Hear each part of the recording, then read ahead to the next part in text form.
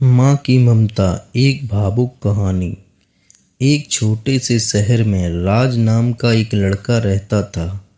बचपन में ही पिता की मृत्यु हो जाने के कारण परिवार की आर्थिक स्थिति बड़ी खराब थी। राज की माँ कुछ पढ़ी लिखी जरूर थी, लेकिन उतनी पढ़ाई से नौकरी कहाँ मिलने वाली थी। इसलिए वो घर घर बर्तन मांज कर और सिलाई बुनाई का काम करके किसी तरह अपने बच्चे को पढ़ा लिखा रही थी। राज स्वभाव से थोड़ा शर्मीला था और अक्सर चुपचाप बैठा रहता था। एक दिन जब वो स्कूल से लौटा तो उसके हाथ में एक लिफाफा था। उसने माँ को लिफाफा पकड़ाते हुए कहा, माँ, मास्टर साहब ने तुम्हारे लिए ये चिट्ठी भेजी है, जरा देखो तो इसमें क्या लिखा है। माँ ने मन ही मन चिट्ठी पढ़ी और मुस्कुराकर बोली, बेटा, इसमें लिखा है कि आपका बेटा काफ़ी होशियार है। इस स्कूल के बाकी बच्चों की तुलना में इसका दिमाग बहुत तेज है और हमारे पास इसे पढ़ाने लायक शिक्षक नहीं है, इसलिए कल से आप इसे किसी और स्कूल में भेजें। यह बात सुनकर राज को स्कूल न जाने का दुख हुआ पर साथ ही उसका मन आत्मविश्वास से भर गया कि वो कुछ खास है और उसकी बुद्धि तीव्र है। माँ ने उसका दाखिला एक अन्य स्कूल में करा दिया। समय बीतने लगा। राज ने खूब मेहनत से पढ़ाई की। आगे चलकर उसने सिविल सर्विसेज परीक्षा भी पास कर ली और आईएएस ऑफिसर बन गया। राज की माँ अब बूढ़ी हो चुकी थी और कई दिनों से बीमार भी चल रही थी और एक दिन अचानक उसकी मृत्यु हो गई। राज के लिए बहुत बड़ा आघात था। वह बिलख बिलख कर रो पड़ा। उसे समझ नहीं आ रहा था कि अब अपनी माँ के बिना वो कैसे जिएगा।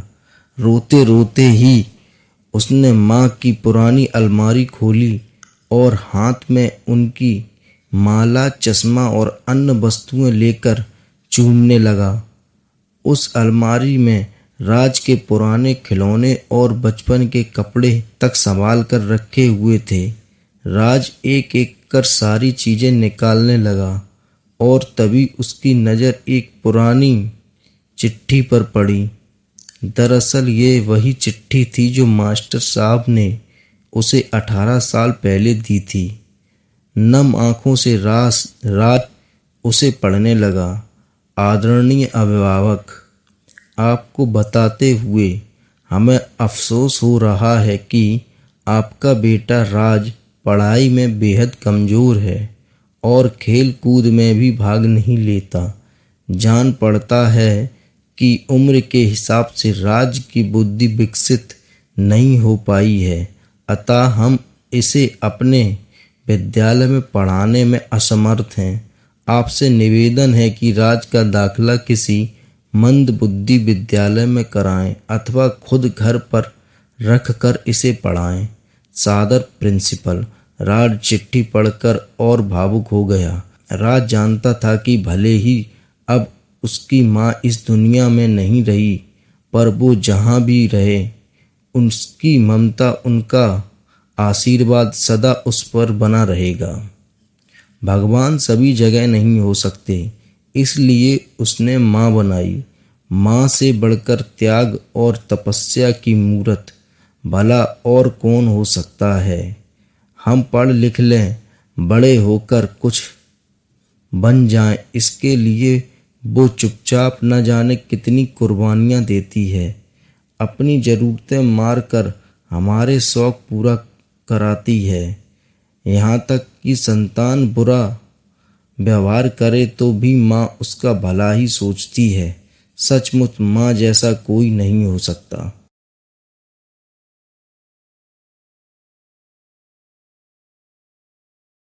दोस्तों, हमारी स्टोरी कैसी लगी? अगर अच्छी लगी हो तो लाइक करें, शेयर करें और चैनल को सब्सक्राइब करें।